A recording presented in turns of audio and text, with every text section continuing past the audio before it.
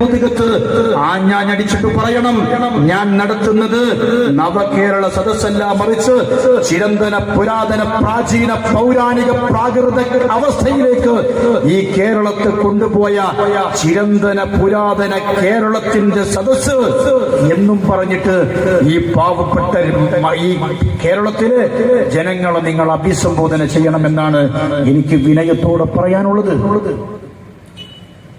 എന്റെ പ്രിയപ്പെട്ടവരെ, ഈ അവസ്ഥയിൽ കേരളം മുന്നോട്ട് പോകുമ്പോ, കർഷകർ ആത്മഹത്യ ചെയ്യുമ്പോ, അപ്പോ ഇവർക്ക് പറയാനുള്ള മുടന്തൻ ന്യായം എന്താണെന്നറിയോ? ഇവർക്ക് പറയാനുള്ള മുടന്തൻ ന്യായം, ലേശം വെള്ളം എനിക്ക് സത്യം പറഞ്ഞാൽ നല്ല തൊണ്ടവേദന. മിനിസ്റ്റർ അവര് വന്നു, അവരോടും ചോദിച്ചു, മാധ്യമ പ്രവർത്തകർ, എന്തേ നിങ്ങൾ കേരളത്തിലെ കർഷകർക്കുള്ള വിഹിതം കൊടുക്കാത്തത്? ശോഭാ കരന്തലജെ എന്ന് പറയുന്ന മിനിസ്റ്റർ കൃത്യമായി കണക്ക് അവതരിപ്പിച്ചു പറഞ്ഞു, ഒരു രൂപ പോലും ഞങ്ങള് കേരളത്തിന് കൊടുക്കാൻ ബാക്കിയില്ല, കൃത്യമായി കൊടുത്തിട്ടുണ്ട്. പക്ഷെ എന്താ കേരളത്തിൽ സംഭവിക്കുന്നത്? കേരളത്തിൽ സംഭവിക്കുന്നത്, ഈ പാവപ്പെട്ട കർഷകന് അവൻ കൃഷി ചെയ്തുണ്ടാക്കിയ നെല്ലിന്റെ വിഹിതമായി കേന്ദ്രത്തിൽ നിന്ന് ഫണ്ട് അനുവദിക്കുമ്പോ ആ പണം ദൂർത്തടിച്ചു വകമാറ്റി ചെലവഴിച്ച് ഇവരുടെ ആഡംബരത്തിനും മത്യാഡംബരത്തിനും ദൂർത്തിനും വേണ്ടി ചെലവഴിക്കുന്ന കാഴ്ചയാണ് കേരളത്തിൽ.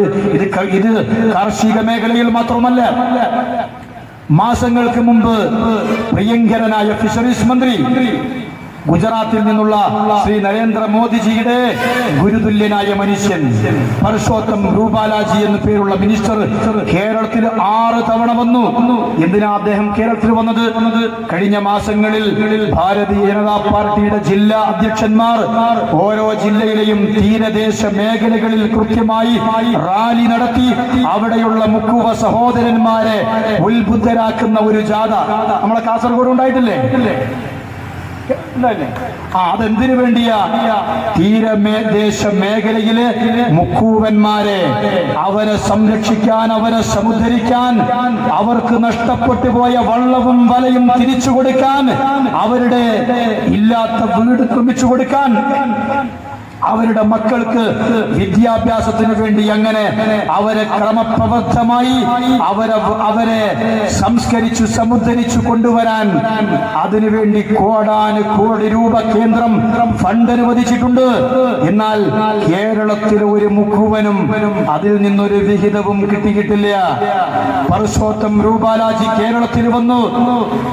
അദ്ദേഹം തിരുവനന്തപുരത്ത്, കോഴിക്കോട്, കൊച്ചിയിൽ, അങ്ങനെ തീരദേശ മേഖലയുമായി ബന്ധപ്പെട്ട പ്രധാനപ്പെട്ട കേന്ദ്രങ്ങളിലഖിലവും അദ്ദേഹം സന്ദർശനം നടത്തിയപ്പോ കേന്ദ്രം അനുവദിച്ച വിഹിതത്തിന്റെ 1% പോലും വിനിയോഗിക്കാത്തത് കണ്ടപ്പോ അദ്ദേഹം ശക്തമായി ശാസിച്ചപ്പോ കേരളത്തിന്റെ മന്ത്രിമാർ സാർ വിളികളുമായി അദ്ദേഹത്തെ അനുഗമിച്ചത്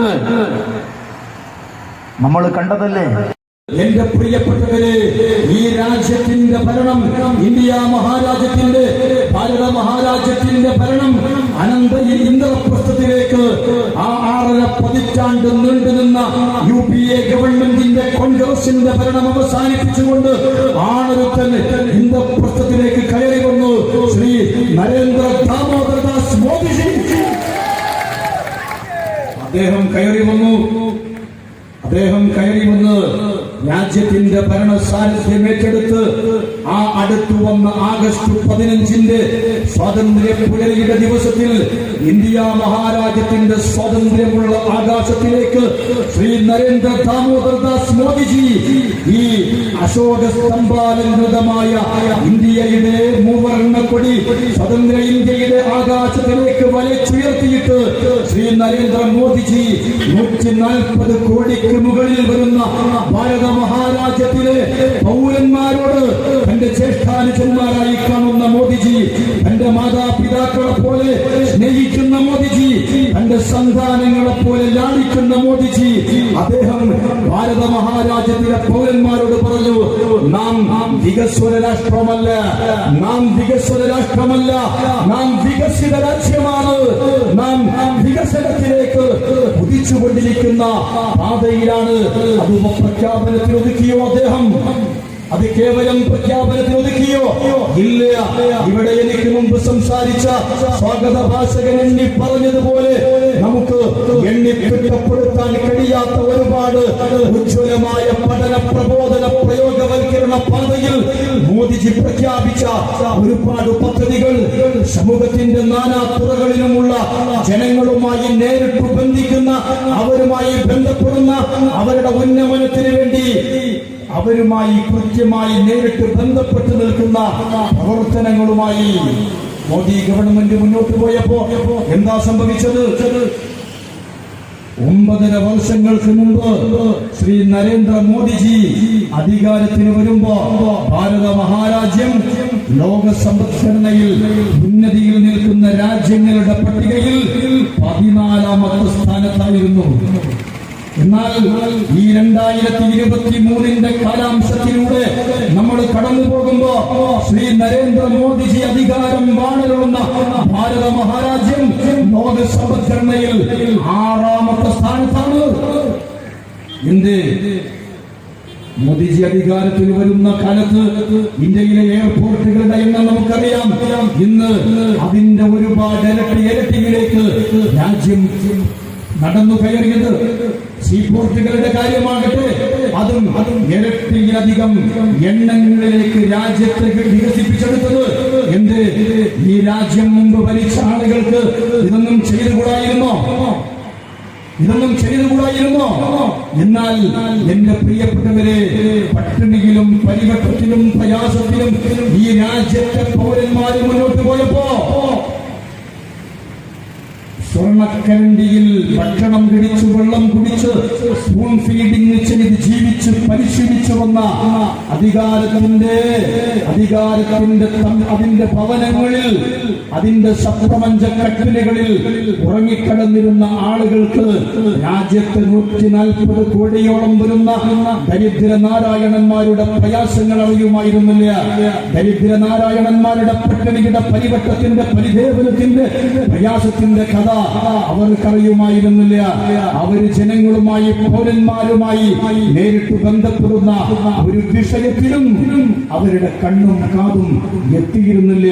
എന്നാൽ അഹമ്മദാബാദിന്റെ റെയിൽവേ സ്റ്റേഷനിൽ ചായ വിറ്റ് നടന്നിരുന്ന ദരിദ്ര കുടുംബത്തിൽ ജനിച്ചു വീണ ഒരു മനുഷ്യൻ, നരേന്ദ്രമോദിജിയുടെ അമ്മ, അയൽ വീടുകളിൽ പോയി അവിടെയുള്ള വീട് വൃത്തിയാക്കി കൊടുക്കുന്ന, വീട് അടിച്ചു വാരി കൊടുക്കുന്ന, അവർക്ക് സേവനം ചെയ്തു കൊടുക്കുന്ന, ആ ജോലി കൊണ്ട് കിട്ടുന്ന കേവലം നാണയത്തുട്ടുകൾ കൊണ്ടുവന്ന് തന്റെ പട്ടിണി പാവങ്ങളായ പിഞ്ചുമക്കൾക്ക് ഒരു നേരത്തെ അന്നം കൊടുത്ത് അവരെ വളർത്തിയെടുത്ത് തന്റെ മകൻ ലോകത്തോളം വളർന്ന് പടർന്ന് പന്തലിച്ചത് കണ്ടുകൊണ്ടാണ് ആ വീരമാതാവ് മരണപ്പെട്ടു പോയത്. പാവപ്പെട്ടവനുമായി ബന്ധപ്പെടുന്ന, പാവപ്പെട്ടവൻ അറിയുന്ന, പാവപ്പെട്ടവന്റെ വിഷമങ്ങൾ അറിയുന്ന ഒരു പ്രധാനമന്ത്രി ഈ രാജ്യത്തിന്റെ, മഹാരാജ്യത്തിന്റെ ഭരണസാരഥ്യം ഏറ്റെടുത്തപ്പോ പെട്രോളിന്റെ വില അല്പം വർദ്ധിച്ചപ്പോ ശ്രീ നരേന്ദ്രമോദിജി പറഞ്ഞു, നിങ്ങൾ സഹകരിക്കണം.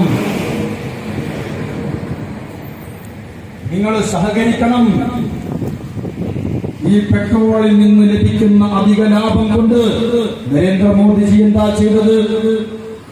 നരേന്ദ്രമോദിജിക്കെതിൽ 1 രൂപയുടെ വേണ്ട 50 പൈസയുടെ അഴിമതി ആരോപിക്കാൻ ഈ പറയുന്ന ഇന്ത്യ മൂവ്മെന്റ് എന്നും പറഞ്ഞപ്പോ കുറച്ചാളുകൾ ഇറങ്ങിയിട്ടുണ്ടല്ലോ.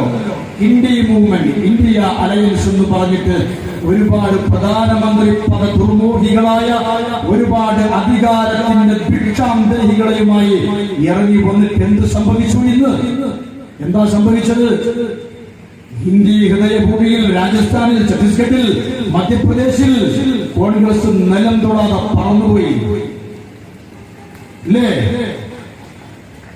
എന്താ സംഭവിച്ചത്? ഞങ്ങൾ അധികാരത്തിൽ വരും, അതിനിടയ്ക്ക് ഒരുപാട് മാധ്യമങ്ങളുടെ അവരുടെ എന്താ പറയാ, അവരുടെ പ്രവചനങ്ങൾ എല്ലാം കാറ്റിൽ പറന്നുപോയില്ലേ? ഞാൻ പറഞ്ഞു കൊടുത്തത്, പെട്രോളിന്റെ വിലയിൽ നിന്ന് അധികം ലഭിച്ച പണം കൊണ്ട് ഞാൻ ഈ രാജ്യത്ത് ടോയ്ലറ്റ് ഫെസിലിറ്റി ഇല്ലാത്ത വീടുകളിലേക്ക് ആ ഫെസിലിറ്റി നൽകുമെന്ന് പറഞ്ഞപ്പോ കേരളത്തിലെ ഒരു മുൻ മുഖ്യമന്ത്രി വി എസ് അച്യുതാനന്ദൻ പറഞ്ഞു, ഞങ്ങൾക്ക് വേണ്ട.